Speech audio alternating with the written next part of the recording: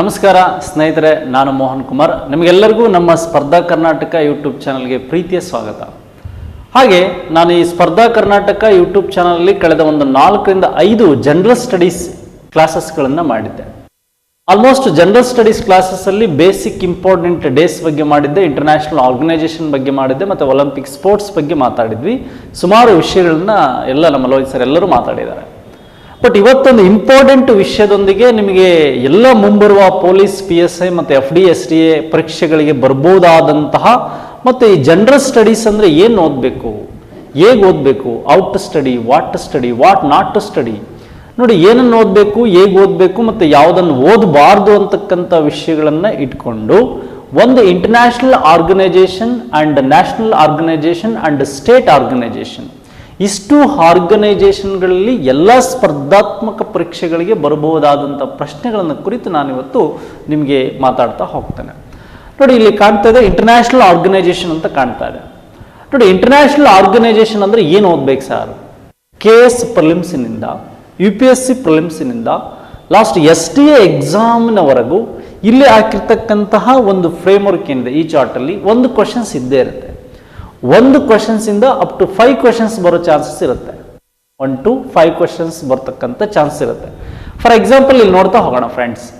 ನೋಡಿ, ಇಲ್ಲಿ ಇಂಟರ್ನ್ಯಾಷನಲ್ ಆರ್ಗನೈಸೇಷನ್ಗೆ ಸಂಬಂಧಿಸಿದಂತೆ ಫಸ್ಟ್ UN ಬಗ್ಗೆ ಕೇಳೋ ಚಾನ್ಸಸ್ ಇರುತ್ತೆ. ನೆಕ್ಸ್ಟ್ UN ಆದಮೇಲೆ ಯುನೆಸ್ಕೋ ಬಗ್ಗೆ ಕೇಳ್ತಾರೆ. ಯುನೆಸ್ಕೋಗೆ ಈ ಸಾರಿ KS ಅಲ್ಲೂ ಸಹ ಕ್ವಶನ್ಸ್ಗಳು ಬಂದಿದೆ. UN ಬಗ್ಗೆ KS ಅಲ್ಲಿ ಪ್ರತಿ ಸಾರಿನೂ ಒಂದು ಕ್ವಶನ್ಸ್ ಇದ್ದೇ ಇರುತ್ತೆ. UN ವರ್ಲ್ಡ್ ಇಂಟರ್ನ್ಯಾಷನಲ್ ಇಯರ್ ಅನ್ನ ಫ್ಲಾಟ್ ಹೆಲ್ತ್ ಬಗ್ಗೆ ಕೇಳ್ತಾ ಹೋಗಿದ್ದಾನೆ, ವಿತ್ ಕರೆಂಟ್ ಅಫೇರ್ಸ್ ಮಾತಾಡ್ತಾ ಹೋಗ್ತಾನೆ. ಯುನೆಸ್ಕೋ ಬಗ್ಗೆ ವರ್ಲ್ಡ್ ಹೆರಿಟೇಜ್ ಸೈಟ್ ಅಥವಾ ಯುನೆಸ್ಕೋ ಬಗ್ಗೆ ಕ್ವಶನ್ಸ್ಗಳನ್ನ ಕೇಳ್ತಾನೆ, ಅಥವಾ ಯುನೆಸ್ಕೋದಿಂದ ಇತ್ತೀಚೆಗೆ ಹೊರಬರಲು ಮುಂದಾಗಿರ್ತಕ್ಕಂಥ ದೇಶಗಳನ್ನ ಕೇಳ್ಬೋದು. ನೆಕ್ಸ್ಟ್ UNICEF ರಾಯಭಾರಿಗೆ ಸಂಬಂಧಿಸಿದಂತೆ ಹಿಮಾ ದಾಸ್ ಬಗ್ಗೆ ಕೇಳಿದಾನೆ, UNICEF ಹೆಡ್ ಕ್ವಾರ್ಟರ್ಸ್ ಕೇಳ್ಬೋದು. UNO New York, UNESCO Paris, UNICEF ಎಲ್ಲಿದೆ ಅಂದರೆ ನ್ಯೂಯಾರ್ಕಲ್ಲಿ ಹೆಡ್ ಕ್ವಾರ್ಟರ್ಸ್ ಇದೆ. ನೆಕ್ಸ್ಟ್ ಈಗಾಗಲೇ IBRD ಮತ್ತು IMF, ವರ್ಲ್ಡ್ ಬ್ಯಾಂಕ್ ಮತ್ತು ಇಂಟರ್ನ್ಯಾಷನಲ್ ಮಾನಿಟರಿ ಫಂಡ್ ಏನು ವಾಷಿಂಗ್ಟನ್ DC ಯಲ್ಲಿದೆ, ಈ 2 ಪ್ಲೇಸ್ಗಳಿಗೆ ಸಂಬಂಧಿಸಿದಂತಲೂ ಪ್ರಶ್ನೆಗಳನ್ನ ಕೇಳ್ಬೋದು. ಅದರ ಮುಖ್ಯಸ್ಥರನ್ನ ಜಾಸ್ತಿ ಕೇಳ್ತಾ ಹೋಗ್ತಾನೆ. Next food and agriculture organisation ರೋಮಲ್ಲಿದೆ, ಇದ್ರ ಬಗ್ಗೆನೂ ಕೇಳ್ಬೋದು. ಅಥವಾ ವರ್ಲ್ಡ್ ಫುಡ್ ಡೇ ಯಾವತ್ತು ಅಂತ ಕೇಳ್ಬೋದು, ಅಕ್ಟೋಬರ್ 16ಗೆ ಸಂಬಂಧಿಸಿದಂತೆ. Next world health organisation and international labour organisation. ನೋಡಿ, ಇತ್ತೀಚೆಗೆ 1919 ರಿಂದ 2019 ಸ್ಥಾಪನೆಯಾಗಿ 100 ವರ್ಷಗಳನ್ನ ಪೂರ್ಣ ಮಾಡಿಕೊಂಡಿದ್ದು ಈ ಲೇಬರ್ ಆರ್ಗನೈಸೇಷನ್. ಯಾಕೆಂದ್ರೆ ಇದು UNO ಬಾಡಿಯಾಗಿದ್ದು 1946. ಈ ತರ ಬಂದಿರತಕ್ಕಂಥ ಪ್ರಶ್ನೆಗಳನ್ನ ಹೇಳಿ ಮುಂದಿನ ವಿಷಯಗಳನ್ನ ಮಾತಾಡ್ತಾರೆ. ಹಾಗೆ ವರ್ಲ್ಡ್ ಹೆಲ್ತ್ ಆರ್ಗನೈಸೇಷನ್ಗೆ ವರ್ಲ್ಡ್ ಹೆಲ್ತ್ ಡೇ ಯಾವತ್ತು ಅಂತ ಕೇಳ್ಬೋದು, April 7. ಮತ್ತೆ ಲೇಬರ್ ಡೇಗೆ ಸಂಬಂಧಿಸಿದಂತೆ ಕೇಳ್ಬೋದು. ಮತ್ತೆ ಹ್ಯೂಮನ್ ಡೆವಲಪ್ಮೆಂಟ್ ಇಂಡೆಕ್ಸ್ ಅನ್ನ ಮೆಜರ್ಮೆಂಟ್ ಮಾಡ್ತಕ್ಕಂತಹ ಹ್ಯೂಮನ್ ಡೆವಲಪ್ಮೆಂಟ್ ಪ್ರೋಗ್ರಾಮ್ ಅಂತಕ್ಕಂಥದ್ದು ಏನಿದೆ, ಯುನೈಟೆಡ್ ನೇಷನ್ ಅಂತಕ್ಕಂಥದ್ದು ನ್ಯೂಯಾರ್ಕ್ ಅಲ್ಲಿದೆ. ನೋಡಿ, ವರ್ಲ್ಡ್ ಹೆಲ್ತ್ ಮತ್ತೆ ಲೇಬರ್ ಆರ್ಗನೈಸೇಷನ್ ಜಿನೋವಾದಲ್ಲಿದೆ, ಸ್ವಿಟ್ಜರ್ಲೆಂಡ್. ಮತ್ತೆ ವರ್ಲ್ಡ್ ಟ್ರೇಡ್ ಆರ್ಗನೈಸೇಷನ್ UN ಒಂದು ಹೊರಗಡೆ ಇರತಕ್ಕಂಥ ಬಾಡಿ ಈ ವರ್ಲ್ಡ್ ಟ್ರೇಡ್ ಆರ್ಗನೈಸೇಷನ್, ಇದು ಜಿನೋವಾದಲ್ಲಿ ಇದರ ಹೆಡ್ ಕ್ವಾರ್ಟರ್ಸ್ ಇದೆ, ಸ್ವಿಟ್ಜರ್ಲೆಂಡ್. ಆಲ್ಮೋಸ್ಟ್ ಇಷ್ಟರಲ್ಲಿ ಒಂದು ಪ್ರಶ್ನೆ ಇದ್ದೇ ಇರುತ್ತಾ? ಇಲ್ದಂಗೆ ಯಾವುದಾದ್ರೂ ಪರೀಕ್ಷೆಗಳಿರ್ತದ?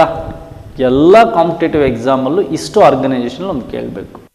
ಬಟ್ ಇದು ಫಸ್ಟ್ ಸ್ಟೆಪ್ ಆದರೆ ಆರ್ಗನೈಸೇಷನಲ್ಲಿ, ಸೆಕೆಂಡ್ ಸ್ಟೆಪ್ಪಲ್ಲಿ ಸಮ್ಮಿಟ್ಗಳ ಬಗ್ಗೆ ಪ್ರಶ್ನೆ ಇರ್ತಕ್ಕಂಥ ಏರಿಯಾಗಳನ್ನ ಹೇಳ್ತಾನೆ.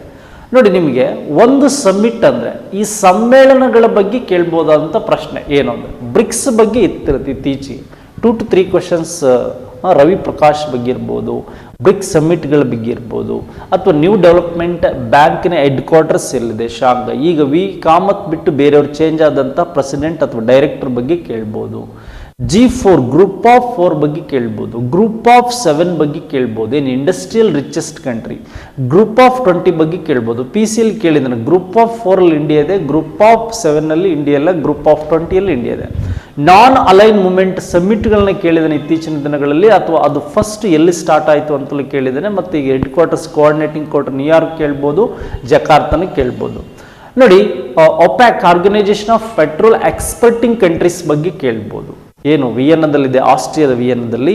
ಸಾರ್ಕ್ ಬಗ್ಗೆ ಸ್ವಲ್ಪ ಪ್ರಶ್ನೆಗಳು ಕಡಿಮೆ ಆಗಿದ್ರು ಅಲ್ಲಿ ಒಂದೊಂದು ಸಾರಿ ಏನು ಮಾಡ್ತಾನೆ, ಹೆಡ್ ಕ್ವಾರ್ಟರ್ಸನ್ನು ಕೇಳ್ತಾನೆ ಕಟ್ ಮಾಡಿ.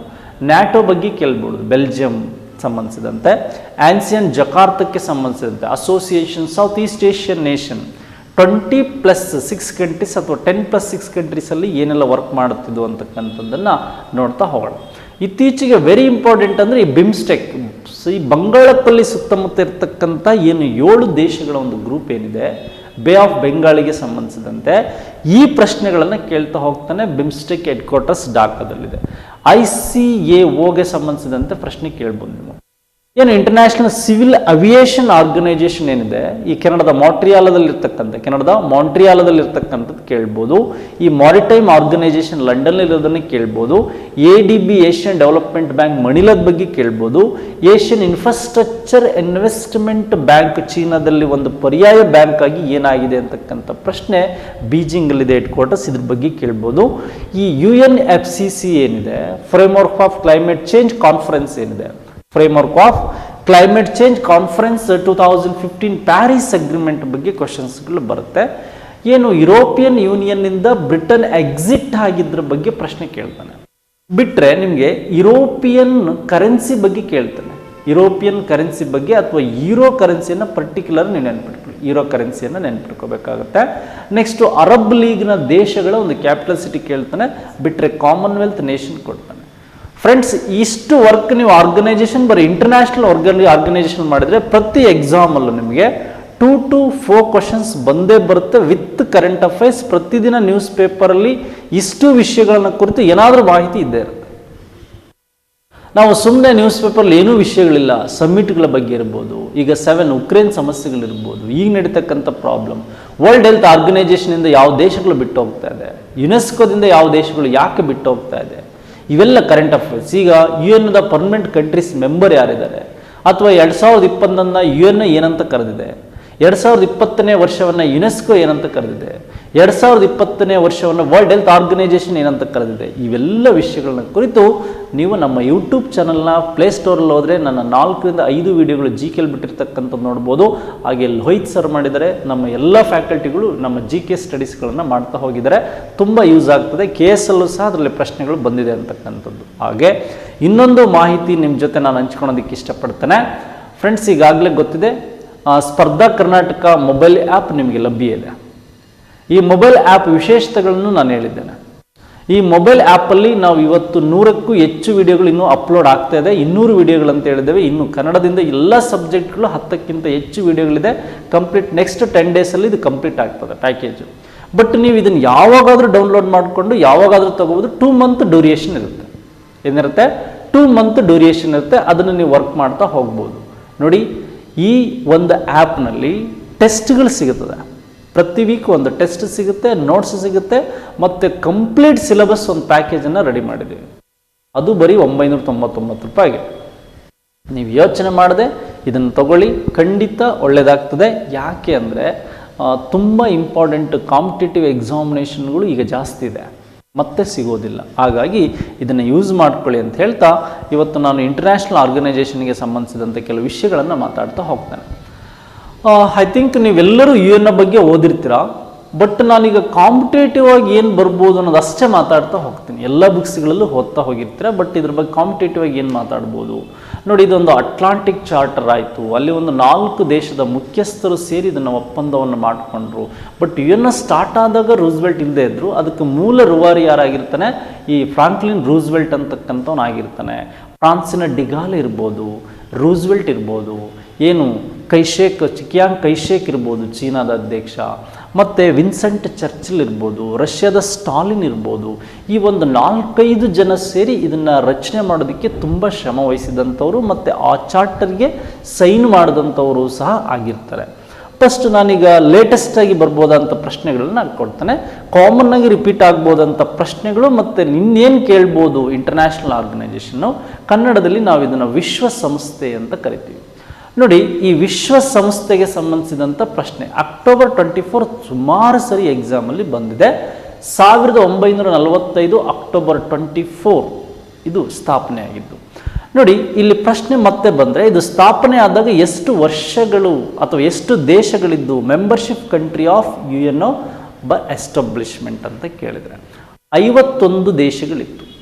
ಹಾಗಾದರೆ ಭಾರತ ವಿಶ್ವಸಂಸ್ಥೆಗೆ ಯಾವಾಗ ಸೇರ್ತು ಅಂತಕ್ಕಂತಹ ವಿಷಯಗಳನ್ನ ಕುರಿತು ನಾವು ಮಾತಾಡೋದಾದರೆ ಅಕ್ಟೋಬರ್ 31ಕ್ಕೆ ಭಾರತ ಸೇರಿತು. ವಿಶ್ವಸಂಸ್ಥೆ ಅಂತಕ್ಕಂಥದ್ದು ಸ್ಥಾಪನೆಯಾಗಿ 6 ಡೇಸ್ 6 ದಿನಗಳಲ್ಲಿ ಇದು ಸೇರಿತು ಅಂತಕ್ಕಂಥದ್ದು ನಿಮಗೆ ಗೊತ್ತಿರಲಿ ನೋಡಿ. ಹಾಗೆ ಈ ವಿಶ್ವಸಂಸ್ಥೆ ಸ್ಥಾಪನೆ ಆದಮೇಲೆ ಯುನೈಟೆಡ್ ನೇಷನ್ ಆರ್ಗನೈಜೇಷನ್ನ ಥೀಮ್ ಕೇಳ್ಬೋದು, ಘೋಷವಾಕ್ಯ ಅಥವಾ ಇದಕ್ಕೆ ಸಂಬಂಧಿಸಿದಂತೆ ಏನೆಲ್ಲ ಕೇಳ್ಬೋದು ಅಂತಕ್ಕಂಥದ್ದು ಇಟ್ಸ್ ಯುವರ್ ವರ್ಲ್ಡ್ ಅಂತ.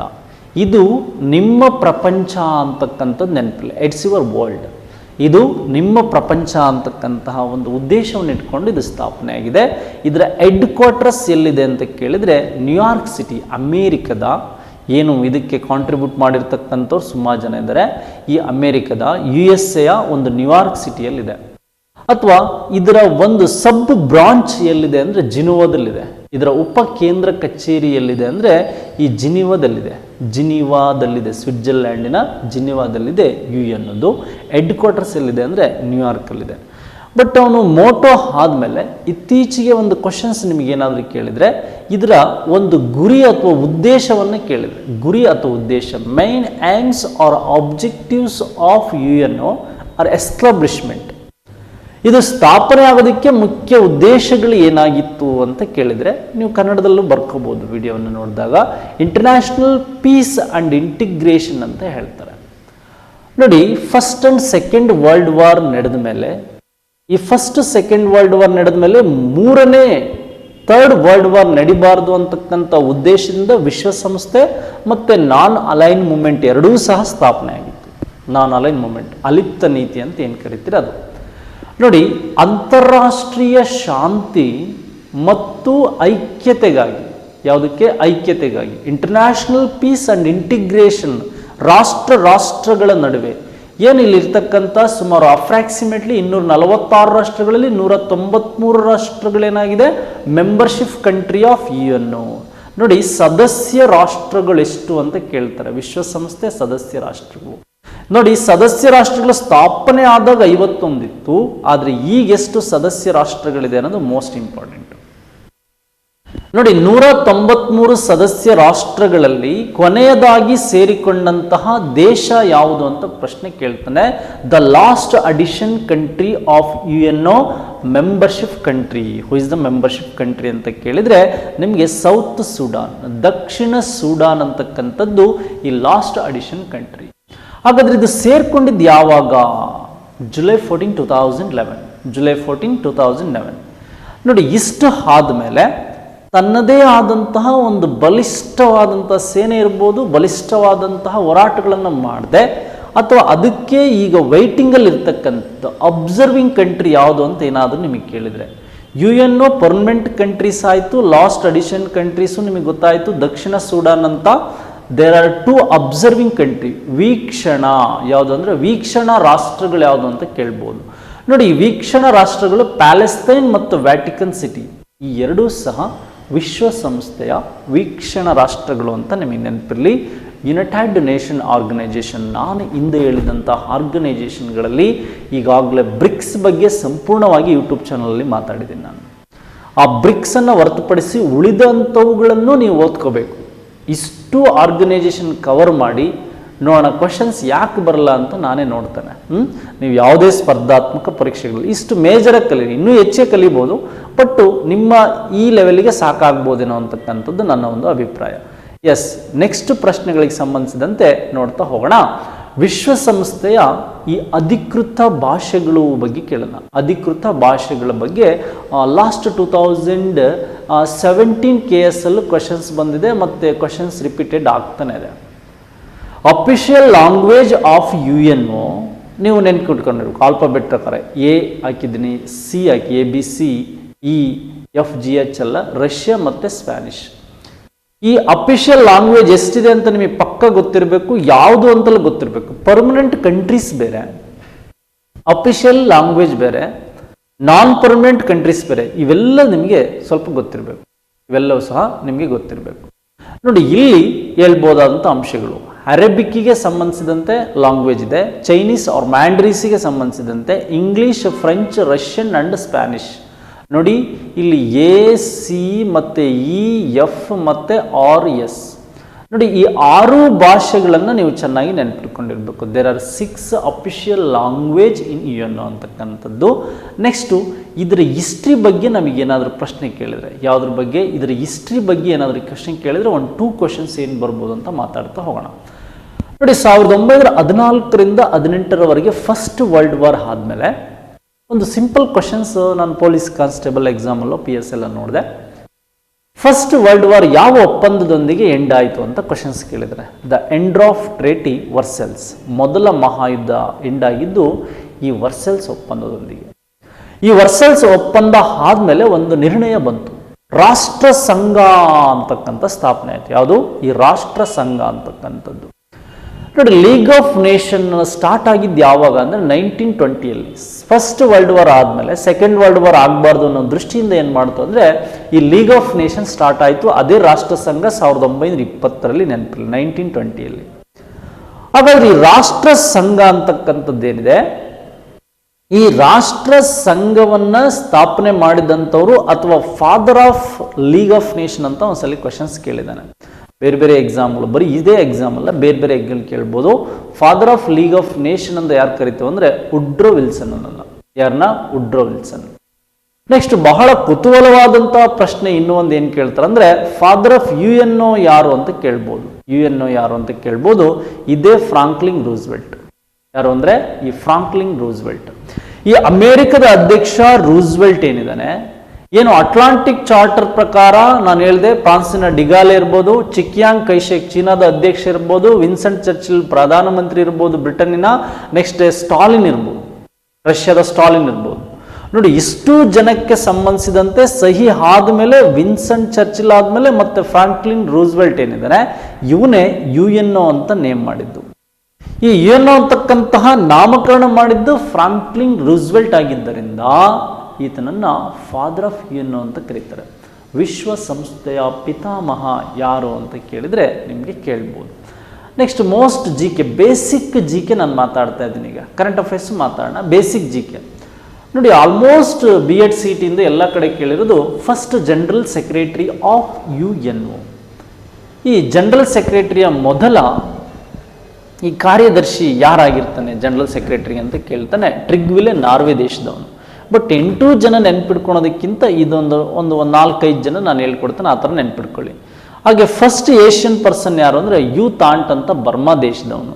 ಬಟ್ ನಮಗೆ ಇಂಪಾರ್ಟೆಂಟ್ ಆಗಿ ಕಾಣೋದೇನು ಅಂದರೆ ಈಗ 9th ಇರ್ತಕ್ಕಂಥ 9ನೇ ವಿಶ್ವಸಂಸ್ಥೆ ಜನರಲ್ ಸೆಕ್ರೆಟರಿ ಯಾರು ಅಂತ ಕೇಳ್ಬೋದು.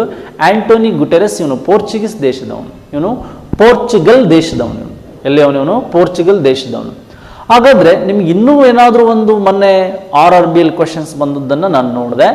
ಏನು ರೈಲ್ವೆ ರಿಕ್ರೂಟ್ಮೆಂಟ್ ಬೋರ್ಡಲ್ಲಿ 8 ಮತ್ತು 7ನೇ ಜನರಲ್ ಸೆಕ್ರೆಟರಿಯನ್ನು ಅವನು ಆರ್ಡರ್ ಕೇಳಿದ್ದ, 3 ವರ್ಷದನ್ನು ಆರ್ಡರ್ ಕೇಳಿದ್ದ. ಬಾನ್ ಕಿ ಮೂನ್ ಮತ್ತು ಕೋಫಿ ಅನ್ನಾನ್ಗೆ ಸಂಬಂಧಿಸಿದಂತೆ, ಬಾನ್ ಕಿ ಮೂನ್ ಮತ್ತು ಕೋಫಿ ಅನ್ನಾನ್ಗೆ ಸಂಬಂಧಿಸಿದಂತೆ ಪ್ರಶ್ನೆಗಳನ್ನ ಕೇಳ್ಬೋದು. ಈಗ present general secretary of UNO ಯಾರು ಅಂದರೆ ಆಂಟೋನಿ ಗುಟೆರೆಸ್. ಯಾರಿದ್ದಾನೆ? ಪೋರ್ಚುಗಲ್ ದೇಶದ ಆಂಟೋನಿ ಗುಟೆರೆಸ್ ಅಂತಕ್ಕಂಥದ್ದನ್ನು ನೀವು ನೋಡ್ತಾ ಹೋಗ್ಬೋದು. ಓಕೆ ಫ್ರೆಂಡ್ಸ್, ಈ ವಿಶ್ವಸಂಸ್ಥೆಯ ಸಬ್ ಆರ್ಗನ್ಸ್ಗಳ ಬಗ್ಗೆ ನಾನು ನೋಡೋದಾದ್ರೆ ಅಂದರೆ ಪ್ರಿನ್ಸಿಪಲ್ ಆರ್ಗನ್ಸ್ ಆಫ್ UNO ಅಂತಕ್ಕಂಥದ್ದು 6 ಅಂಗಸಂಸ್ಥೆಗಳಿದೆ. ಆ 6 ಅಂಗಸಂಸ್ಥೆಗಳಲ್ಲಿ ಈಗ ಯಾವುದು ಕಾರ್ಯವನ್ನು ನಿರ್ವಹಿಸ್ತಾ ಇಲ್ಲ ಅಥವಾ ಅದಕ್ಕೆ ಸಂಬಂಧಿಸಿದಂತೆ ಪ್ರಶ್ನೆಗಳು ಏನು ಕ್ವಶನ್ಸ್ ಬರ್ಬೋದು. ಲಾಸ್ಟ್ ಅಸಿಸ್ಟೆಂಟ್ ಕಮಿಷನ್ ಅಂದರೆ ಅಸಿಸ್ಟೆಂಟ್ ಪ್ರೊಫೆಸರ್ಗಳಲ್ಲಿ ಬಂದಿರತಕ್ಕಂಥ ಪ್ರಶ್ನೆ ಮತ್ತು ಇತ್ತೀಚೆಗೆ ಬಂದದ್ದು ನೋಡಿ, ನಿಮಗೆ ಕಾಮನ್ ಆಗಿ ಗೊತ್ತಿದೆ UNO ಜನರಲ್ ಅಸೆಂಬ್ಲಿ, ಕನ್ನಡದಲ್ಲಿ ಇದನ್ನು ಸಾಮಾನ್ಯ ಸಭೆ ಅಂತ ಕರಿತೀವಿ. ಈ ಸಾಮಾನ್ಯ ಸಭೆಯನ್ನು ಏನು ಕರಿತೀವಿ? ಪಾರ್ಲಿಮೆಂಟ್ ಆಫ್ UNO ಅಂತ ಕರಿತೀವಿ. ವಿಶ್ವಸಂಸ್ಥೆಯ ಒಂದು ಪಾರ್ಲಿಮೆಂಟ್, ಸಂಸತ್ ಯಾವುದು ಅಂದರೆ general assembly. And the next questions ಇಲ್ಲಿ ಏನು ಕೇಳ್ಬೋದು ಅಂದರೆ ಈ ವಿಶ್ವಸಂಸ್ಥೆಯ ಶಾಸಕಾಂಗ ಯಾವುದು ಅಂತ ಕೇಳ್ಬೋದು. ಲೆಜಿಸ್ಲೇಟಿವ್ ಬಾಡಿ ಆಫ್ UNO ಯಾವುದು ಅಂತ ಕೇಳಿದರೆ ಈ ಜನರಲ್ ಅಸೆಂಬ್ಲಿ. ಯಾವುದು? General assembly. ಹಾಗೆ ಮತ್ತೆ ಒಂದು ಕ್ವಶನ್ಸ್ ಕೇಳಿದರೆ ಈ ವಿಶ್ವಸಂಸ್ಥೆಯ ಸಾಮಾನ್ಯ ಸಭೆ ಏನಿದೆ, ಪ್ರತಿ ದೇಶದಿಂದ 5 ಜನರನ್ನು ನೇಮಕ ಮಾಡಿಕೊಂಡು ಒಬ್ಬರು ಸಭೆಗೆ ಭಾಗವಹಿಸ್ತಾರೆ, 5 ಜನ ಹೋಗ್ತಾರೆ ಅಂತಕ್ಕಂಥದ್ದು. ಯಾವಾಗ ಸಭೆ ಸೇರುತ್ತೆ ಅಂದರೆ ಪ್ರತಿ ವರ್ಷ ಸೆಪ್ಟೆಂಬರ್ ಮಂಗಳವಾರ ಅಥವಾ ಸೆಪ್ಟೆಂಬರ್ 2nd ವೀಕಲ್ಲಿ ಇದೇನು ಮಾಡುತ್ತೆ, ಸಭೆಯನ್ನು ಸೇರ್ತದೆ ಅಂತಕ್ಕಂಥದ್ದು. ಹಾಗಾದರೆ ಇತ್ತೀಚೆಗೆ ನಡೆದಂತಹ ವಿಶ್ವಸಂಸ್ಥೆಯ ಸಾಮಾನ್ಯ ಸಭೆ ಎಷ್ಟನೇದು ಅಂತ ಕೇಳಿದರೆ 75ನೇ ಸಾಮಾನ್ಯ ಸಭೆಯ ಪ್ರೆಸಿಡೆಂಟ್ ಆದವ್ರು ಯಾರು ಅಂತ ಕ್ವಶನ್ಸ್ ಕೇಳ್ತಾನೆ. ವಿಶ್ವಸಂಸ್ಥೆಯ ಸಾಮಾನ್ಯ ಸಭೆ 75ನೇ ಸಾಮಾನ್ಯ ಸಭೆಯ ಅಧ್ಯಕ್ಷ ಯಾರು ಅಂದರೆ ಯಾರು, ತಿಜಾನಿ ಮೊಹಮ್ಮದ್ ಅಂತಕ್ಕಂಥದ್ದು. ತಿಜಾನಿ ಮೊಹಮ್ಮದ್ ಅಂತಕ್ಕಂಥದ್ದನ್ನು ನಾವು ನೋಡ್ಬೋದು. ಆದರೆ ಓಲ್ಡ್ ಕ್ವಶನ್ ಏನು ಬರುತ್ತೆ, 1953-54ರಲ್ಲಿ ನೆಹರು ಅವರ ಸಿಸ್ಟರ್ ಆದಂಥ ಸಹೋದರಿ ವಿಜಯಲಕ್ಷ್ಮಿ ಪಂಡಿತ್ ಅಂತಕ್ಕಂಥವ್ರು ಏನು ಮಾಡಿದ್ರು, ಈ ಜನರಲ್ ಅಸೆಂಬ್ಲಿಯ ಒಂದು ಬಾರಿ ಅಧ್ಯಕ್ಷರಾಗಿದ್ದರು. ಒಂದು ನೆನಪಿರಲಿ, ಇದುವರೆಗೆ ಯಾರೂ ಸಹ ವಿಶ್ವಸಂಸ್ಥೆಯ ಜನರಲ್ ಸೆಕ್ರೆಟರಿ ಆಗಿಲ್ಲ ದ ಸೈಡ್ ಆಫ್ ಇಂಡಿಯಾ, ಇಂಡಿಯಾದ ಕಡೆಯಿಂದ. ಗೊತ್ತಾಯ್ತಾ? ಈ ವಿಜಯಲಕ್ಷ್ಮಿ ಪಂಡಿತ್ ಅಂತಕ್ಕಂಥವ್ರು ಇದರ ಅಧ್ಯಕ್ಷತೆಯನ್ನು ಆಗಿದ್ರು ಅಂತಕ್ಕಂಥದ್ದು ನೆನಪಿರಲಿ. ಈಗಿಂದಿರ್ತಕ್ಕಂತಹ ಹಿಂದಿನ ಸ್ಟೋರಿ ಅಂದರೆ ಜನರಲ್ ಅಸೆಂಬ್ಲಿಯ ಪೀಸ್ ಅಂಬಾಸಿಡರ್ ಯಾರಿದ್ರು ಅಂದರೆ ಮಲಾಲಾ, ಅತ್ಯಂತ ಕಿರಿಯ ವ್ಯಕ್ತಿ, ನೊಬೆಲ್ ಪ್ರಶಸ್ತಿ ಪಡೆದವಳು. ಮತ್ತು ಮಲಾಲಾ ಏನು ಮಾಡಿದ್ಲು ಅಂದರೆ ಈ ಶಾಂತಿ ದೂತ ರಾಯಭಾರಿಯಾಗಿದ್ಲು ಈ ಸಾಮಾನ್ಯ ಸಭೆಗೆ ಅಂತಕ್ಕಂಥದ್ದು ನಿಮ್ಮ ಗಮನದಲ್ಲಿ ಇತ್ತು, ಈಗಾಗಲೇ ಓದಿದ್ರೆ ಅದನ್ನ ನೋಡಿ. ಇಲ್ಲಿ ಈ ವಿಜಯಲಕ್ಷ್ಮಿ ಪಂಡಿತ್ಗೆ ಸಂಬಂಧಿಸಿದಂತೆ ಕ್ವಶನ್ಸ್ಗಳು ಕೇಳ್ಬೋದು. ಪಾರ್ಲಿಮೆಂಟ್ ಅಂತ ಕರಿತೀವಿ, ಶಾಸಕಾಂಗ ಅಂತ ಕರಿತೀವಿ, ಮತ್ತು ಇದಕ್ಕೆ ಸಂಬಂಧಿಸಿದಂತಹ ಕ್ವಶನ್ಸ್ಗಳನ್ನ ಕೇಳ್ಬೋದು. ಏನು ಇದರ ಕಾರ್ಯದರ್ಶಿಗಳನ್ನು ನೇಮಕ ಮಾಡೋದಕ್ಕೆ ಸಲಹೆ ಸೂಚನೆಗಳನ್ನು ನೀಡುತ್ತೆ. ಆದರೆ ನೇಮಕ ಮಾಡೋದು ಯಾವುದು ಅಂದರೆ ಈ ಸೆಕ್ಯೂರಿಟಿ ಕೌನ್ಸಿಲ್ ಸೆಕ್ರೆಟರಿಗಳನ್ನು. ಬಟ್ ಇಲ್ಲಿ ಪ್ರಶ್ನೆ ಇಷ್ಟ ಆದಮೇಲೆ ಮೋಸ್ಟ್ ಇಂಪಾರ್ಟೆಂಟ್ ಯಾವುದು ಅಂದರೆ ಈ ಭದ್ರತಾ ಮಂಡಳಿ ಅಂತಕ್ಕಂಥದ್ದು. ಈ ಭದ್ರತಾ ಮಂಡಳಿಯನ್ನು ಇಂಗ್ಲೀಷಲ್ಲಿ ಸೆಕ್ಯೂರಿಟಿ ಕೌನ್ಸಿಲ್ ಅಂತ ಕರಿತೀವಿ. ಈ ಭದ್ರತಾ ಮಂಡಳಿಗೆ ಸಂಬಂಧಿಸಿದಂತೆ ಪ್ರಶ್ನೆಗಳು ಹೆಚ್ಚಾಗಿ ಬರ್ತದೆ. ನೋಡಿ, ಭದ್ರತಾ ಮಂಡಳಿಯನ್ನು ವಿಶ್ವಸಂಸ್ಥೆಯ ಭದ್ರಕೋಟೆ ಅಂತ ಕರಿತೀವಿ, ಭದ್ರಕೋಟೆ ಅಂತ ಕರಿತೀವಿ. ಹಾಗೆ ಇನ್ನೂ ಒಂದು ಕ್ವಶನ್ಸ್ ಕೇಳಿದರೆ the body of executive body, ಇದು ಒಂದು ಕಾರ್ಯಾಂಗ ಅಂತ ಕರಿತೀವಿ. ಯಾವುದಿದು? ಕಾರ್ಯಾಂಗ ಅಂತ ಕರಿತೀವಿ. ಶಾಸಕಾಂಗ ಜನರಲ್ ಅಸೆಂಬ್ಲಿ ಆದರೆ ಈ ಭದ್ರತಾ ಮಂಡಳಿ ಏನಾಗಿದೆ? ಕಾರ್ಯಾಂಗವಾಗಿದೆ. ಇಲ್ಲಿ ಎಷ್ಟು ಪರ್ಮನೆಂಟ್ ಕಂಟ್ರೀಸ್ ಇರುತ್ತೆ ಅನ್ನೋದು ಇಂಪಾರ್ಟೆಂಟು. 5 ಕಾಯಂ ಸದಸ್ಯ ರಾಷ್ಟ್ರಗಳಿರುತ್ತೆ, ಇದು ಪರ್ಮನೆಂಟ್ ಆಗಿರ್ತದೆ. ವಿಶ್ವದಲ್ಲಿ ದೊಡ್ಡಣ್ಣ ರಾಷ್ಟ್ರಗಳು ಅಂತ ಏನು ಅನ್ನಿಸ್ಕೊಂಡಿದ್ದೇವೆ, ಅಥವಾ ಭೂ ವಿಸ್ತೀರ್ಣದಲ್ಲಿ, ಜನಸಂಖ್ಯೆಯಲ್ಲಿ ಮತ್ತು ಪ್ರವಾಸೋದ್ಯಮದಲ್ಲಿ ಮತ್ತು ಗುಡ್ ಸಿಟಿಯಲ್ಲಿರ್ತಕ್ಕಂಥ 5 ದೇಶಗಳೇನಾಗಿದೆ ಇಲ್ಲಿ ಪರ್ಮನೆಂಟ್ ಕಂಟ್ರೀಸ್ ಆಗಿದೆ ಅಂತಕ್ಕಂಥದ್ದನ್ನು ನೋಡ್ತಾ ಹೋಗ್ಬೋದು. ಟೋಟಲ್ ಯಾವಾಗಲೂ ಈ ಭದ್ರತಾ ಮಂಡಳಿಯಲ್ಲಿ 15 ಕಂಟ್ರೀಸ್ ಇರುತ್ತೆ. ಸದಸ್ಯ ರಾಷ್ಟ್ರಗಳು 15 ಸದಸ್ಯ ರಾಷ್ಟ್ರಗಳಿರುತ್ತೆ. ಬಟ್ ಇದರಲ್ಲಿ ವರ್ಕ್ ಮಾಡ್ತಕ್ಕಂಥದ್ದು 5 ಪರ್ಮನೆಂಟ್ ಕಂಟ್ರೀಸ್ ಇರುತ್ತೆ, 10 ಏನಾಗಿರುತ್ತೆ ನಾನ್ ಪರ್ಮನೆಂಟ್ ಕಂಟ್ರೀಸ್ ಇರುತ್ತೆ. ಇವರ ಅಧಿಕಾರ ಅವಧಿ ಚೇಂಜ್ ಆಗ್ತಾ ಇರುತ್ತೆ ಎವ್ರಿ 2 ಇಯರ್ಸ್ಗೆ ಇವರ ಅಧಿಕಾರ ಅವಧಿ ಚೇಂಜ್ ಆಗ್ತಾ ಇರುತ್ತೆ.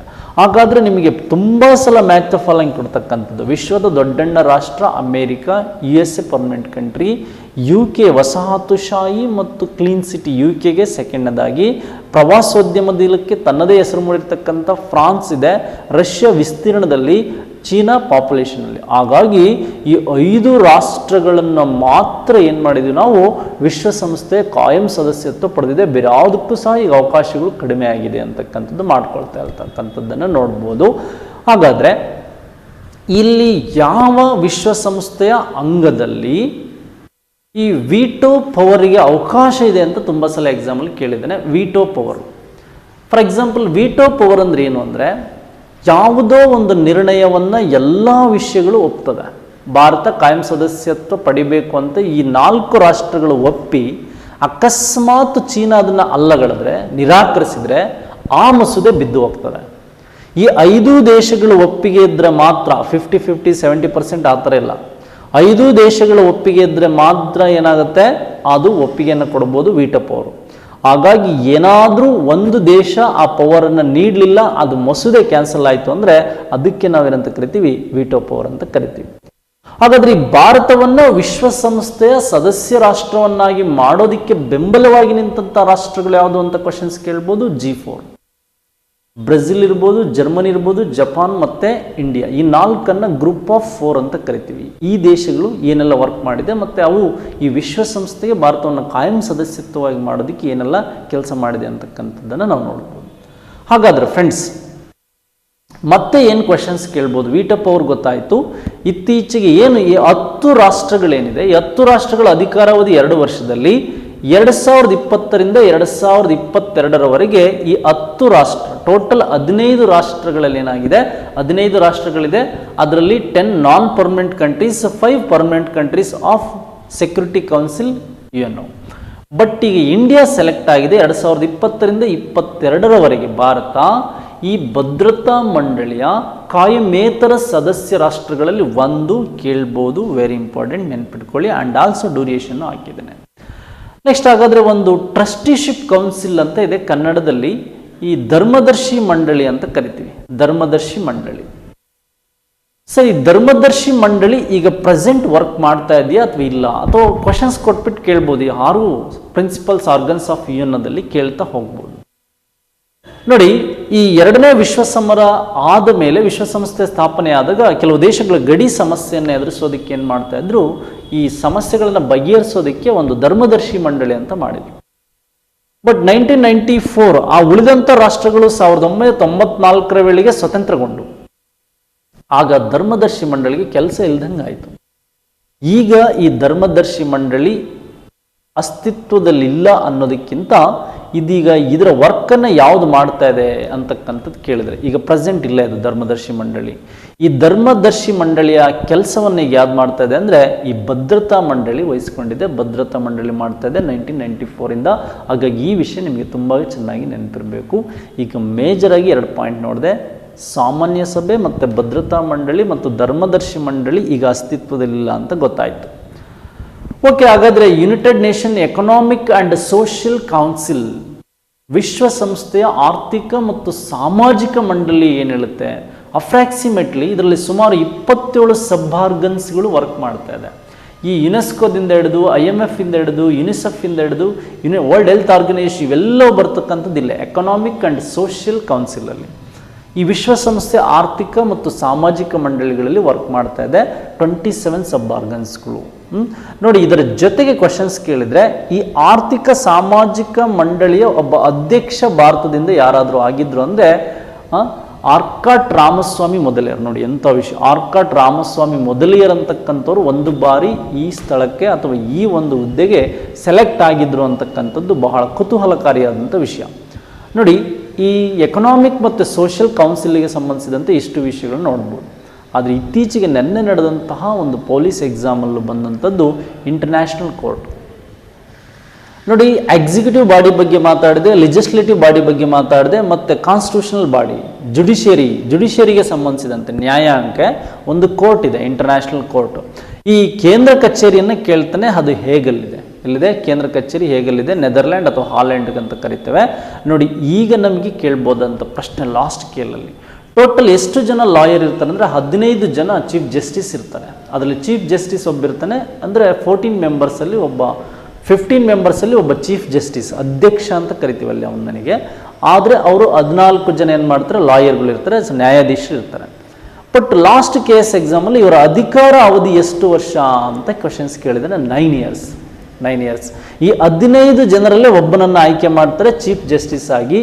ಅವನೇ ಈಗಿರ್ತಕ್ಕಂತಹ present chief justice of or president of international court ಅಂತ ಕೇಳಿದರೆ ಅಬ್ದುಲ್ ಕ್ವಿ ಯೂಸಿಫ್ ಅಂತಕ್ಕಂಥವ್ರು ವೆರಿ ಇಂಪಾರ್ಟೆಂಟ್. ಇದು ನೆನ್ಪಿಟ್ಕೊಳ್ಳಿ, ಅಬ್ದುಲ್ ಕ್ವಿ ಯೂಸಿಫ್ ಅಂತಕ್ಕಂಥವ್ರು ನೆನ್ಪಿಟ್ಕೊಳ್ಳಿ. ಈ ವಿಷಯಗಳನ್ನು ನೆನ್ಪಿಟ್ಕೋಬೋದು. ಹಾಗಾದರೆ ನಾನು ಲಾಸ್ಟ್ ಕಾನ್ಸೆಪ್ಟಿಗೆ ಬರ್ತಾ ಇದ್ದೇನೆ. ಈ 6ನೇ ಕಾನ್ಸೆಪ್ಟ್ ಏನಿದೆ, ಈ 6ನೇ ಕಾನ್ಸೆಪ್ಟಿಗೆ ಕನ್ನಡದಲ್ಲಿ ಸೆಕ್ರೆಟರಿ ಅಂದರೆ ಕಾರ್ಯದರ್ಶಿ ಮಂಡಳಿ ಅಂತ ಕರಿತೀವಿ. ಈ ಕಾರ್ಯದರ್ಶಿ ಮಂಡಳಿ ಬಗ್ಗೆ ಕ್ವಶನ್ಸ್ ಕೇಳ್ಬೋದು. ಈಗ ಪ್ರೆಸೆಂಟ್ ಜನರಲ್ ಸೆಕ್ರೆಟರಿ ಕಾರ್ಯದರ್ಶಿ ಯಾರಿದ್ದಾನೆ ಅಂದರೆ ಆಂಟೋನಿ ಗುಟೆರಸ್ ಅಂತ ಹೇಳಿದೆ. ಈ ಪ್ರಶ್ನೆ ಕೇಳ್ಬೋದು, ಇವರ ಅಧಿಕಾರಾವಧಿ ಎಷ್ಟು ವರ್ಷ ಅಂತ. 2 ಇಯರ್ಸ್ ಎಲ್ಲಿ ಹೇಳಿದೆ ನಾನು, 9 ಇಯರ್ಸನ್ನು ಎಲ್ಲಿ ಹೇಳಿದ್ದೀನಿ. ಇವರ ಅಧಿಕಾರಾವಧಿ ಎಷ್ಟು ವರ್ಷ ಅಂದರೆ 5 ಇಯರ್ಸ್. ಇವರ ಅಧಿಕಾರಾವಧಿ ಎಷ್ಟು ವರ್ಷ ಅಂದರೆ 5 ಇಯರ್ಸ್. ಇದನ್ನು ಸಹ ನೀವು ನೆನ್ಪಿಟ್ಕೋಬೇಕು. ಹಾಗಾದರೆ ಇಲ್ಲಿ TS ತಿರುಮೂರ್ತಿ ಅಂತಕ್ಕಂಥದ್ದು ಅಥವಾ ತಿರುಮೂರ್ತಿ ಅಂತಕ್ಕಂಥವ್ರು ಯಾರು ಅಂತಕ್ಕಂಥ ಕ್ವಶನ್ಸ್ ಕೇಳ್ಬೋದು. ಈಗ 9ನೇದು ಆಂಟೋನಿ ಗುಟೆರಸ್ ಆದಮೇಲೆ ತಿರುಮೂರ್ತಿ ಯಾರು ಅಂದರೆ ವಿಶ್ವಸಂಸ್ಥೆ ಅಂದರೆ ಭಾರತದ ಕಾಯಂ ಸದಸ್ಯ ವಿಶ್ವಸಂಸ್ಥೆಯಲ್ಲಿ.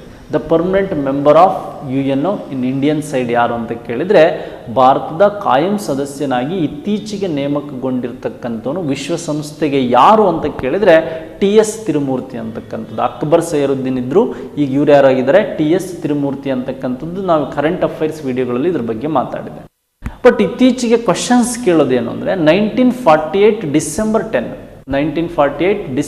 10 ನೋಡಿ, ಮಾನವ ಹಕ್ಕುಗಳ ದಿನ ಅಂತ ಕರೀತಾರೆ. ಹಕ್ಕುಗಳ ದಿನ ಅಥವಾ ಡಿಕ್ಲರೇಷನ್ ಆಫ್ ಹ್ಯೂಮನ್ ರೈಟ್ಸ್ ಅಂತ ಕೇಳ್ತಾರೆ. ಡಿಕ್ಲರೇಷನ್ ಆಫ್ ಹ್ಯೂಮನ್ ರೈಟ್ಸ್ ವಿಶ್ವಸಂಸ್ಥೆ ಅಂತಕ್ಕಂಥದ್ದು ಈ ಮಾನವ ಹಕ್ಕುಗಳ ಘೋಷಣೆಯನ್ನು ಯಾವಾಗ ಮಾಡ್ತು ಅಂತ ಕೇಳಿದರೆ 1948 ಡಿಸೆಂಬರ್ 10.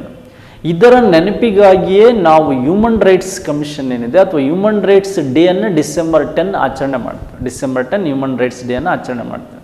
ಬಟ್ ಅದರ್ವೈಸ್ ನಮಗೆ ಪ್ರಶ್ನೆ ಏನು ಕೇಳ್ಬೋದು ಅಂತಕ್ಕಂಥದ್ದು ನಾನಿಲ್ಲಿ ನೋಡೋದಾದರೆ, ಈಗ ಮಾನವ ಹಕ್ಕುಗಳ ದಿನ ಯಾವತ್ತು ಆಚರಣೆ ಮಾಡ್ತೀವಿ ಅಂತ ಗೊತ್ತಾಯಿತು, ಡಿಸೆಂಬರ್ 10.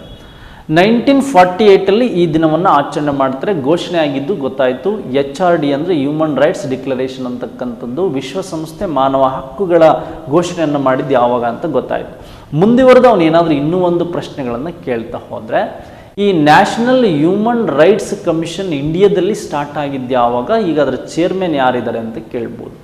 ನೋಡಿ, 1993 ಭಾರತೀಯ ಏನು ಮಾನವ ಹಕ್ಕುಗಳ ಆಯೋಗ ಸ್ಟಾರ್ಟ್ ಆಯಿತು.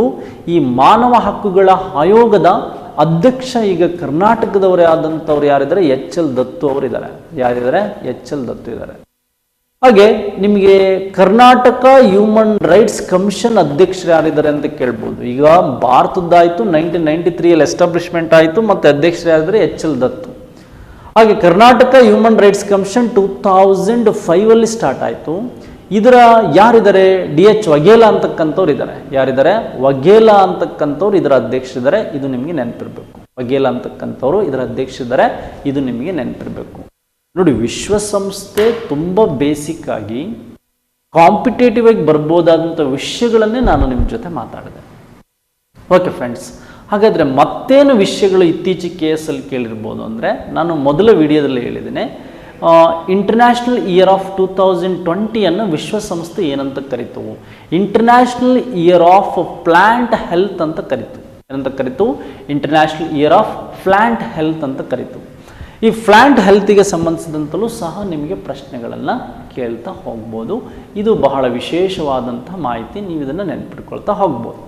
ಓಕೆ ಫ್ರೆಂಡ್ಸ್, ಈಗ UN ಬಗ್ಗೆ ಮಾತಾಡಿದೆ, ವಿಶ್ವಸಂಸ್ಥೆಯ ಸದಸ್ಯ ರಾಷ್ಟ್ರಗಳು ಬರ್ಬೋದಾದಂತಹ ವಿಷಯಗಳನ್ನ ಕುರಿತು ಮಾತಾಡಿದೆ. ಒಂದು ಆರ್ಗನೈಜೇಷನಲ್ಲಿ, ಅಷ್ಟು ಆರ್ಗನೈಜೇಷನ್ ನಾನೀಗ ಜಸ್ಟ್ ಮಾತಾಡಿದ್ದು UN ಬಗ್ಗೆ, ವಿಶ್ವಸಂಸ್ಥೆಯ ಬಗ್ಗೆ. ಓಕೆ ಫ್ರೆಂಡ್ಸ್, ಇದೇ ಥರ ನಾವು ಇನ್ನೂ ಮುಂದುವರೆದು ನೋಡ್ತಾ ಹೋದರೆ ಸುಮಾರು ವಿಷಯಗಳ ಬಗ್ಗೆ ನಾನು ಮಾತಾಡ್ತಾ ಹೋಗ್ಬೋದು. ನೆಕ್ಸ್ಟ್ ಯುನೆಸ್ಕೋ ಒಂದು ಮಾತಾಡ್ತಾನೆ. ಯುನೆಸ್ಕೋ ಬಗ್ಗೆನೂ ಕ್ವಶನ್ಸ್ ಏನೆಲ್ಲ ಕೇಳ್ಬೋದು ಅಂತಕ್ಕಂಥದ್ದು ಮಾತಾಡ್ತಾ ಹೋಗ್ತಾನೆ. ನೋಡಿ, ಇಲ್ಲಿ ಯುನೆಸ್ಕೋ ಅಂತಕ್ಕಂಥದ್ದು ಏನಿದೆ, United Nation Educational Scientific and Cultural organisation.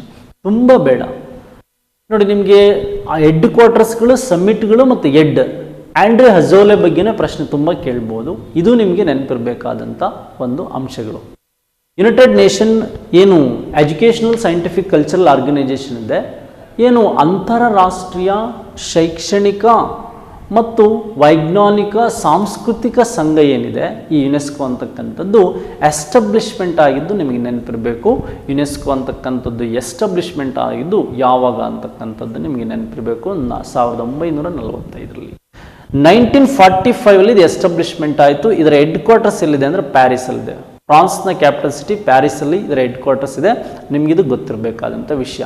But membership country ಒಂದೊಂದು ಸಾರಿ ಕೇಳ್ತಾನೆ. 19 ಅಂದರೆ 193 UN ಏನಿದೆ ಅಷ್ಟೇ ಮೆಂಬರ್ಶಿಪ್ ಕಂಟ್ರಿ ಇದೆ. ಬಟ್ ಇಲ್ಲಿ ಸಮಸ್ಯೆ ಏನಾಗಿದೆ ಅಂದರೆ, ಇತ್ತೀಚೆಗೆ ಯಾವ 3 ದೇಶಗಳು ಈ ಯುನೆಸ್ಕೋವನ್ನು ಬಿಟ್ಟು ಹೊರ ಹೋಗೋದಕ್ಕೆ ಮುನ್ನಡೆದಿದೆ ಅಂತ ಪ್ರಶ್ನೆ ಕೇಳಿದರೆ, ಇಸ್ರೇಲ್ ಅಂತಕ್ಕಂಥದ್ದು, ಮತ್ತು ಏನು ಲಿಥುವೇನಿಯಂ ಅಂತಕ್ಕಂಥ ದೇಶ, ಮತ್ತು USA ಅಮೇರಿಕಾ ಅಂತಕ್ಕಂಥದ್ದು. ಈ ಅಮೇರಿಕಾ ಅಂತಕ್ಕಂಥದ್ದು, ಈ 3 ದೇಶಗಳು ಇದು ಕ್ವಶನ್ಸ್ ಬಂದಿದೆ, ಮತ್ತೆ ಬರ್ಬೋದಂತ ಚಾನ್ಸ್ ಇದೆ. ಹಾಗೆ ಈಗ ಹೆಡ್ ಲೇಡಿ ಇರ್ತಕ್ಕಂತಹ ಆಂಡ್ರಿ ಅಜೌಲೆ ಬಗ್ಗೆ ಕ್ವಶನ್ಸ್ ಕೇಳ್ಬೋದು. ಆಂಡ್ರಿ ಅಜೌಲೆ ಬಗ್ಗೆ ಪ್ರಶ್ನೆ ಕೇಳ್ಬೋದು. UNESCO headquarters, UNICEF headquarters, world health ಮತ್ತು ಲೇಬರ್ ಆರ್ಗನೈಜೇಷನ್ ಮತ್ತು food and agriculture, world trade organisation, Washington DC IMF ಮತ್ತು IBRD, ಇಷ್ಟು ಹೆಡ್ ಕ್ವಾರ್ಟರ್ಸ್ಗಳಲ್ಲೇ ಒಂದೊಂದು ಕ್ವಶನ್ಸ್ ರಿಪೀಟ್ ಆಗೋ ಚಾನ್ಸಸ್ ಇರುತ್ತೆ. ನೆಕ್ಸ್ಟು ವರ್ಲ್ಡ್ ಹೆರಿಟೇಜ್ ಕಮಿಟೀಸ್ ಅಂತಕ್ಕಂಥದ್ದು ಯಾವ ಸ್ಟಾರ್ಟ್ ಆಯಿತು ಅಂತ ನಿಮಗೆ ಕೇಳ್ಬೋದು. ಏನು ವಿಶ್ವ ಪಾರಂಪರಿಕ ಸಮಿತಿ ಅಥವಾ ಆಯೋಗವ ಸ್ಟಾರ್ಟ್ ಆಗಿದ್ದು ಫಸ್ಟ್ ಎಲ್ಲಿ ಅಂದರೆ ಪ್ರತಿ ವರ್ಷ ಒಂದು ಸಮಿಟ್ ನಡೆಯುತ್ತೆ. ಸಮಿಟ್ ಬಗ್ಗೆ ನಿಮಗೆ ಕ್ವಶನ್ಸ್ ಕೇಳ್ಬೋದು. 1977 ಏನಿದೆ, 1977ನಲ್ಲಿ ಇದು ಸಿಕ್ತು ಅಂತಕ್ಕಂಥದ್ದು ಇದಕ್ಕೆ ಸಂಬಂಧಿಸಿದಂತೆ ಪ್ರಶ್ನೆಗಳನ್ನ ಕೇಳ್ತಾ ಹೋಗ್ಬೋದು. ಇಷ್ಟು ನಿಮಗೆ ಬೇಕಾದಂಥದ್ದು. ಫಸ್ಟು ಈ ಸಮಿತಿ ಆಯೋಗ ಅದರದೇ ಆದಂತಹ ನಾರ್ಮ್ಸ್ ಮತ್ತು ಕಂಡೀಷನ್ಸ್ ಏನಿದೆ ಅದರ ಮೂಲಕ ವರ್ಲ್ಡ್ ಹೆರಿಟೇಜ್ ಸೈಟ್ ಇಟಲಿಯಲ್ಲಿ ಈಗ ಹೈಯೆಸ್ಟ್ ಇದೆ. ಅದು ಸಪ್ರೇಟ್ ಒಂದು ವಿಡಿಯೋನೇ ಮಾಡಿದ್ದೀನಿ, ಅಂದರೆ ವರ್ಲ್ಡ್ ಹೆರಿಟೇಜ್ ಸೈಟ್ ಬಗ್ಗೆ ಒಂದು ವಿಡಿಯೋನೇ ಮಾಡ್ಕೊಳ್ಳೋಣ. ಈಗ ಇಂಡಿಯಾದಲ್ಲಿ ಸೆಲೆಕ್ಟ್ ಆಗಿರ್ತಕ್ಕಂಥ ಸೆಂಟರ್ಸ್ ಪ್ಲೇಸ್ ಎಷ್ಟಿದೆ ಅಂತ ಕೇಳ್ಬೋದು. Total world heritage site in India ಅಂತಕ್ಕಂಥದ್ದು ಕೇಳಿದರೆ ಫಸ್ಟ್ ಇದು ಸ್ಟಾರ್ಟ್ ಮಾಡಿದ್ದು 1977ನಲ್ಲಿ. ಈಗ ನಮಗೆ ಇತ್ತೀಚೆಗೆ ಬಂದಿರತಕ್ಕಂಥ 2019 ಮಾಹಿತಿಯ ಪ್ರಕಾರ 38 ವರ್ಲ್ಡ್ ಹೆರಿಟೇಜ್ ಸೈಟ್ ಇಂಡಿಯಾದಲ್ಲಿದೆ. ಎಷ್ಟಿದೆ? 38 ವರ್ಲ್ಡ್ ಹೆರಿಟೇಜ್ ಸೈಟ್ ಇಂಡಿಯಾದಲ್ಲಿದೆ. ನೋಡಿ, ಆ 38ಅಲ್ಲಿ ಕ್ವಶನ್ಸ್ ಮತ್ತೆ ನಮಗೆ ಬರೋದಾದರೆ 30 ಯಾವುದು ಅಂತಕ್ಕಂಥದ್ದನ್ನು ನಮಗೆ ಕೇಳಿದ್ರು. 30 ಯಾವುದು ಅಂತ ಕೇಳಿದರೆ ಇದು ಕಲ್ಚರಲ್ ಸೈಟು 30 ಇದೆ. ಅದರಲ್ಲಿ ನ್ಯಾಚುರಲ್ ಸೈಟಿಗೆ ಸಂಬಂಧಿಸಿದಂತೆ 7 ಇದೆ. ಒಂದು ಮಿಕ್ಸೆಡ್ ಸೈಟ್ ಇದೆ 2006ಅಲ್ಲಿ ಸೇರಿದಂಥ ಮಿಕ್ಸೆಡ್, ಸಿಕ್ಕಿಮಲ್ಲಿರ್ತಕ್ಕಂಥ ಪ್ಲೇಸು 2016ನಲ್ಲಿ ಏನಾಯಿತು ಅಂದರೆ ಒಂದು ಮಿಕ್ಸೆಡ್ ಸೈಟಾಗಿ ಸೇರಿತು. ಮಿಕ್ಸೆಡ್ ಸೈಟಾಗಿ ಟೋಟಲ್ 38 ಪ್ಲೇಸ್ಗಳನ್ನು ನಾವು ನೋಡ್ಬೋದು, 38. ಬಟ್ ಕ್ವಶನ್ಸ್ ನಿಮಗೆ ಬರೋದು ಕರ್ನಾಟಕದಲ್ಲಿ ವರ್ಲ್ಡ್ ಹೆರಿಟೇಜ್ ಸೈಟ್ ಬಗ್ಗೆ ನಾನು ಮಾತಾಡಿದ್ದೀನಿ. ಫಸ್ಟು ಹಂಪೆ, ನೆಕ್ಸ್ಟು ಪಟ್ಟದಕಲ್ಲು, ಹಾಗೆ 2012ರಲ್ಲಿ ಈ ವೆಸ್ಟರ್ನ್ ಘಾಟ್ಸ್ ಅಂತಕ್ಕಂಥದ್ದು ಸೇರಿತು. ವೆಸ್ಟರ್ನ್ ಘಾಟ್ಸ್, ಈ ಹಂಪೆ, ಪಟ್ಟದಕಲ್ಲು ಮತ್ತು ಈ ಒಂದು ಏನು 2012ರ ಪಶ್ಚಿಮ ಘಟ್ಟ ಸೇರ್ತು ಅಂತಕ್ಕಂಥದ್ದು ವೆಸ್ಟರ್ನ್ ಘಾಟ್ಸ್. ಇದು ಬಿಟ್ಟರೆ ನಿಮಗೆ ವಿಶೇಷವಾಗಿ ಕೇಳ್ಬೋದಾದಂಥದ್ದು ಮತ್ತು ಬೇರೆ ಬೇರೆ ನರೇಂದ್ರ ಮೋದಿಯವರ ಪ್ರೋಗ್ರಾಮ್ಗಳು, ಹೃದಯ್ ಪ್ರೋಗ್ರಾಮಲ್ಲಿ ಅಂದರೆ ಐತಿಹಾಸಿಕ ಸ್ಥಳಗಳು ಹೃದಯ್ ಪ್ರೋಗ್ರಾಮನ್ನು ಸಹ ಆಯ್ಕೆ ಆಯಿತು ಅಂತಕ್ಕಂಥದ್ದನ್ನು ನೋಡ್ಬೋದು. ಅದು ಸಂಬಂಧಿಸಿದಂತೆಯೇ ಕರ್ನಾಟಕದ ಒಂದು ಪ್ಲೇಸನ್ನು ಕೇಳ್ತಾ ಹೋಗ್ಬೋದು. ಲಾಸ್ಟ್ ಎಕ್ಸಾಮ್ಗಳು ಕೇಳಿದ್ರೆ ಸ್ವಲ್ಪ ಹಳೆ ಸ್ಟೋರಿ ಆಯಿತು. ಬಟ್ ಪರ್ಟಿಕ್ಯುಲರ್ ಕೇಳಿದರೆ 2019ನಲ್ಲಿ ಯಾವ ಸಿಟಿ ಸೇರ್ತು ಅಂದರೆ ಜೈಪುರ. ಇದ್ರ ಬಗ್ಗೆ ಡೀಟೇಲ್ಸ ಮಾತಾಡ್ತೇನೆ ನಾನು ಮತ್ತೊಂದು ವಿಡಿಯೋದಲ್ಲಿ. ಬರೀ ವರ್ಲ್ಡ್ ಹೆರಿಟೇಜ್ ಸೈಟ್ ಬಗ್ಗೆ, ಅದರ ಕ್ರೈಟೀರಿಯಾಗಳ ಬಗ್ಗೆ ಮಾತಾಡ್ತಾ ಹೋಗ್ತೇನೆ. ಈ ಜೈಪುರ ಅಂತಕ್ಕಂಥದ್ದು 2019ರಲ್ಲಿ ರಾಜಸ್ಥಾನದ ಜೈಪುರ ಏನಾಯಿತು ಇದಕ್ಕೆ ಸೇರ್ತು ಅಂತಕ್ಕಂಥದ್ದನ್ನು ನೋಡ್ತಾ ಹೋಗ್ಬೋದು. ಬಟ್ ಇನ್ನೂ ಒಂದು ಕ್ವಶನ್ಸ್ ಮುಂದುವರೆದು ನಿಮಗೆ ಕೇಳಿದೆ ಕರೆಂಟ್ ಅಫೇರ್ಸಲ್ಲಿ. 2020ನ್ನು ಇಂಟರ್ನ್ಯಾಷನಲ್ ಇಯರ್ ಆಫ್ ಸೌಂಡ್ ಅಂತ ಕರೆದದ್ದು ಯಾವುದು? ಅಂತಾರಾಷ್ಟ್ರೀಯ 2020 ಅಂತಾರಾಷ್ಟ್ರೀಯ ಶಬ್ದದ ವರ್ಷ ಅಂತ ಕರೆದವ್ರು ಯಾರು ಅಂತ ಕೇಳಿದರೆ ಯುನೆಸ್ಕೋ. ವಿಶ್ವಸಂಸ್ಥೆ international year of plant health ಅಂತ ಕರೀತು. ಯುನೆಸ್ಕೋ ಅಂತಾರಾಷ್ಟ್ರೀಯ ವರ್ಷವನ್ನು ಏನಂತ ಕರೀತು? ಇಂಟರ್ನ್ಯಾಷನಲ್ ಇಯರ್ ಆಫ್ ಸೌಂಡ್ ಅಂತ ಹೇಳ್ತು, ಶಬ್ದದ ವರ್ಷ ಅಂತ ಕರೀತು. ಇಷ್ಟು ವಿಷಯಗಳು ಸಮಯದಲ್ಲಿ ಮತ್ತು USA ಮತ್ತು ಇಸ್ರೇಲ್ ಬಗ್ಗೆಯೂ ನಿಮಗೆ ನೆನಪಿರಲಿ. ಈಗ ಈ ಸಂಸ್ಥೆ ಅಥವಾ ಯುನೆಸ್ಕೋವನ್ನು ಬಿಟ್ಟು ಹೊರಹೋಗೋದಕ್ಕೆ ಮುಂದಾಗಿರತಕ್ಕಂತಹ 3 ರಾಷ್ಟ್ರಗಳು ಯಾವುದು ಅಂತ ನಿಮಗೆ ಗೊತ್ತಿರಲಿ. ಓಕೆ ಫ್ರೆಂಡ್ಸ್, ಹಾಗೆ ಈ ಮಿಡ್ ಡೇ ಮೀಲ್ಸಿಂದ ಹಿಡಿದು ಎಲ್ಲ ವಿಷಯಗಳಿಗೂ ಸ್ವಲ್ಪ ಇತ್ತೀಚೆಗೆ ಆರ್ಗನೈಜೇಷನ್ ಆಗಿ ಹೆಲ್ಪ್ ಮಾಡ್ತಕ್ಕಂಥ ಆರ್ಗನೈಜೇಷನ್ ಯಾವುದು ಅಂತ ನಾವು ನೋಡೋದಾದರೆ ಈ ಯುನಿಸೆಫ್. ನೋಡಿ, ಇಂಟರ್ನ್ಯಾಷನಲ್ ಇದು ನಿಮಗೆ ಜಸ್ಟ್ ಗೊತ್ತಿರಬೇಕಾದ್ರೆ united nation international children emergency fund ಅಂತಕ್ಕಂಥದ್ದು ಅಂತಾರಾಷ್ಟ್ರೀಯ ಮಕ್ಕಳ ತುರ್ತು ನಿಧಿ ಏನಿದೆ, ಅಂತಾರಾಷ್ಟ್ರೀಯ ಮಕ್ಕಳ ತುರ್ತು ನಿಧಿ ಎಮರ್ಜೆನ್ಸಿ ಫಂಡ್ ಏನಿದೆ, ಇದು ಏನೆಲ್ಲ ವರ್ಕ್ ಮಾಡ್ತು ಅಂತಕ್ಕಂಥದ್ದು ಮತ್ತು ಅದರ ಬಗ್ಗೆ ಬರ್ಬೋದಂಥ ಪ್ರಶ್ನೆಗಳನ್ನು ನೋಡ್ತಾ ಹೋಗೋಣ. ನೋಡಿ, ಯುನಿಸೆಫ್ಗೆ ಸಂಬಂಧಿಸಿದಂತಹ ವಿಷಯಗಳಾಯಿತು. ಈಗ ಯುನೆಸ್ಕೋ ಆಯಿತು. ಯುನಿಸೆಫಲ್ಲಿ 1946ಅಲ್ಲಿ ಇದು ಎಸ್ಟಾಬ್ಲಿಷ್ಮೆಂಟ್ ಆಯಿತು. ಬಹಳ ಬೇಡ, ನ್ಯೂಯಾರ್ಕ್ ಅಂತಕ್ಕಂಥದ್ದು ಇದರ ಹೆಡ್ ಕ್ವಾರ್ಟರ್ಸ್ ಇತ್ತು. ಈಗ ಇದಕ್ಕೆ ಸಂಬಂಧಿಸಿದಂತೆ ಏನು ಕೇಳ್ಬೋದು, 1940 ಅಂದರೆ 192 ಸದಸ್ಯ ಮೆಂಬರ್ಶಿಪ್ ಕಂಟ್ರಿ. ಬಟ್ ಈ ಹೆಡ್ ಕೇಳ್ಬೋದು. ಆಂಡ್ರಿ ಹಜೋಲೆ ಅಲ್ಲಿ ಯುನೆಸ್ಕೋದಲ್ಲಿ ಹೇಳಿದೆ, ಆಂಟೋನಿ ಗುಟೆರಸ್ ಯುಎನ್ನಲ್ಲಿ ಹೇಳಿದೆ. ಇಲ್ಲಿ ಯುನಿಸೆಫಲ್ಲಿ ಹೇಳ್ತಕ್ಕಂಥ ಇದರ ಡೈರೆಕ್ಟರ್ ಯಾರಿದ್ದಾರೆ, ನಿರ್ದೇಶಕರು ಯಾರಿದ್ದಾರೆ ಅಂತಕ್ಕಂಥದ್ದು ನೋಡ್ಬೋದು. ಎಂಡ್ರಿಯಾಟ್ ಎಚ್ ಫೋರ್ಸ್ ಅಂತಕ್ಕಂಥವ್ರು ಇದರ ಈಗಿನ ನಿರ್ದೇಶಕರಾಗಿದ್ದಾರೆ ಅಂತಕ್ಕಂಥದ್ದು ನೋಡ್ಬೋದು. ಈ ಈಮಾ ದಾಸ್ ಬಗ್ಗೆ ಕ್ವಶನ್ಸ್ ಕೇಳ್ಬೋದು. ಈಗಾಗಲೇ ಲಾಸ್ಟ್ ಕ್ವಶನ್ಸ್ಗಳಲ್ಲಿ ಶಾರುಖ್ ಖಾನ್, ಅಮೀರ್ ಖಾನ್, ಪ್ರಿಯಾಂಕಾ ಚೋಪ್ರಾ ಇವರ ಬಗ್ಗೆ ಒಬ್ಬರು ಅಂಬಾಸಿಡರ್ ಆಗಿ ಒಬ್ಬರು ರಾಯಭಾರಿಯಾಗಿ ಯುನಿಸೆಫಲ್ಲಿ ವರ್ಕ್ ಮಾಡಿರ್ತಕ್ಕಂಥವ್ರು ಕೇಳಿದ್ರ. ಹಾಗಿದ್ರೆ ಈಗ ಅಥ್ಲೆಟಿಕ್ಕಿಗೆ ಸಂಬಂಧಿಸಿದಂತೆ ಹಿಮಾ ದಾಸ್ ಅವರು ಏನು ಮಾಡಿದ್ದಾರೆ, ಇದನ್ನು ಹಾಕ್ಕೊಂಡಿದ್ದಾರೆ. ಅಥವಾ ಇದಕ್ಕೆ ಸಂಬಂಧಿಸಿದಂತೆ ಹಿಮಾ ದಾಸ್ಗೆ ಸಂಬಂಧಿಸಿದಂತೆ ಈ ಇಂಡಿಯಾದ Hima Das appointment first youth ambassador of UNICEF in India. ಭಾರತದ ಸೈಡಿಂದ ಒಬ್ಬ ಯೂತ್ ಅಂಬಾಸಿಡರ್ ಆಗಿ, ಯುವ ರಾಯಭಾರಿಯಾಗಿ ಯುನಿಸೆಫ್ಗೆ ಆಯ್ಕೆಯಾಗಿರ್ತಕ್ಕಂಥದ್ದು ಈಗಾಗಲೇ ಸುಮಾರು ಎಕ್ಸಾಮಲ್ಲಿ ಈ ಪ್ರಶ್ನೆ ಬಂದಿದೆ ಅಂತಕ್ಕಂಥದ್ದು. ನೆಕ್ಸ್ಟ್ ನಿಮಗೆ ಈಗ ಕೇಳ್ಬೋದಂಥ ಪ್ರಶ್ನೆ, ವರ್ಲ್ಡ್ ಕ್ಯಾಪಿಟಲ್ ಆಫ್ ಆರ್ಕಿಟೆಕ್ಚರ್ ಅಂತಕ್ಕಂಥದ್ದು ಕೇಳಿದರೆ ನೋಡಿ, ಈ ಒಂದು ವಿಶ್ವದಲ್ಲಿರ್ತಕ್ಕಂತಹ ಒಂದು ಸಾಂಸ್ಕೃತಿಕ ಶಿಲ್ಪಕಲೆಗಳಿಗೆ ಸಂಬಂಧಿಸಿದಂಥ ವಿಷಯಗಳು ಏನು ಅಂತ ನೋಡೋದಾದರೆ, ವರ್ಲ್ಡ್ ಕ್ಯಾಪಿಟಲ್ ಆಫ್ ಆರ್ಕಿಟೆಕ್ಚರ್ ಅಂತ ನಾವು ನೋಡೋದಾದರೆ ರಿಯೋ ಡಿ ಜನೈರೋ ಅಂತಕ್ಕಂಥದ್ದು ಸೆಲೆಕ್ಟ್ ಆಗಿದೆ 2019ನಲ್ಲಿ. ಈ ಪ್ಲೇಸ್ ವಾಸ್ತುಶಿಲ್ಪಕ್ಕೆ ಸಂಬಂಧಿಸಿದಂತೆ ಅಷ್ಟು ಬ್ಯೂಟಿಫುಲ್ ಸಿಟಿ ಆಗಿರ್ತಕ್ಕಂಥದ್ದು ಬ್ರೆಜಿಲಲ್ಲಿರ್ತಕ್ಕಂತಹ ರಿಯೋ ಡಿ ಜನೈರೋ ಏನಾಗಿದೆ ಇದಕ್ಕೆ ಆಯ್ಕೆಯಾಗಿದೆ ಅಂತಕ್ಕಂಥದ್ದು ನೋಡ್ಬೋದು. ಓಕೆ ಫ್ರೆಂಡ್ಸ್, ನಾನು ವಿಶ್ವಸಂಸ್ಥೆ ಅಷ್ಟು ವಿಷಯಗಳನ್ನು ಮಾತಾಡೋದಕ್ಕೆ ತುಂಬ ಸಮಯ ಬೇಕಾಗ್ತದೆ.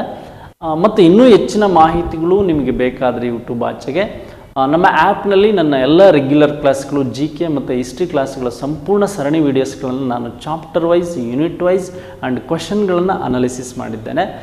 ದಯಮಾಡಿ ನೀವು ಅಲ್ಲಿ ಖಂಡಿತ ನನ್ನ ವಿಡಿಯೋಗಳನ್ನು ನೋಡ್ಬೋದು. ಸಮಯ ಸಿಕ್ಕಾಗೆಲ್ಲ ಖಂಡಿತ ನಾನು ಯೂಟ್ಯೂಬಲ್ಲೂ ನಿಮ್ಮ ಜೊತೆ ಇರ್ತೇನೆ ಅಂತ ಹೇಳ್ತಾ, ಎಲ್ಲರೂ ರನ್ ವಿತ್ ಗೋಲ್ ಅಂತಕ್ಕಂಥ ನಮ್ಮದು ಏನಿದೆ ಮತ್ತು ಗುಣಮಟ್ಟಕ್ಕೆ ಆದ್ಯತೆಯನ್ನು ಕೊಡಬೇಕಂತ ನಮ್ಮ ಸಂಸ್ಥೆಯ ಒಂದು ಗುರಿಯಾಗಿದೆ. ಹಾಗಾಗಿ ಅದರ ಸದುಪಯೋಗ ಪಡಿಸ್ಕೊಳ್ಳಿ, ಮುಂಬರುವ ಪರೀಕ್ಷೆಗಳಲ್ಲಿ ನೀವು ಯಶಸ್ವಿಯನ್ನು ಪಡೀರಿ ಅಂತ ಹೇಳ್ತಾ, ಹಾಗೆ ನಮ್ಮ ಮೊಬೈಲ್ ಆ್ಯಪನ್ನು ಪ್ಲೇಸ್ಟೋರಲ್ಲಿ ಡೌನ್ಲೋಡ್ ಮಾಡಿಕೊಂಡು ಅದನ್ನು ನೀವು ಅದಕ್ಕೆ ಲಾಗಿನ್ ಆಗಿ ನಮ್ಮ ಎಲ್ಲ ಕಂಟೆಂಟ್ಗಳನ್ನು ಸದುಪಯೋಗ ಪಡೀರಿ ಅಂತ ಹೇಳ್ತಾ ಇವತ್ತಿನ ಕ್ಲಾಸನ್ನು ಮುಗಿಸ್ತೇನೆ. ಮುಂದಿನ ವಿಡಿಯೋದಲ್ಲಿ ಮತ್ತೆ ಭೇಟಿ ಆಗ್ತಾನೆ. Thank you very much.